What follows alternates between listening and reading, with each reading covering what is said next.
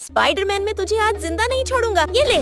तभी black criminal की बंदूक की गोली तेजी से स्पाइडरमैन की तरफ आने लगती है। अपनी मौत को अपने करीब आता देखकर स्पाइडरमैन के पसीने छोड़ने लगते हैं। स्पाइडरमैन जोरों शोरों से चिल्लाने लगता है। तभी हल्क खड़ा होता है। अपने दोस्त स्पाइडरमैन को इतना तेज चिल्लाता हुआ देखकर हल्क को डर लगने लगता है। हल्क जल्दी से स्पाइडरमैन के पास जाने लगता है। अरे ये क्या दोस्तों, हल्क सड़क पर पुशअप लगाने लगा। अब आप लोग ही स्पाइडरमैन की हेल्प कर सकते हो। हेल्प करने के लिए एक लाइक सब्सक्राइब कर दो। तभी हल्क गुस्से में वहां पर आ जाता है और स्पाइडरमैन की जान बचा लेता है।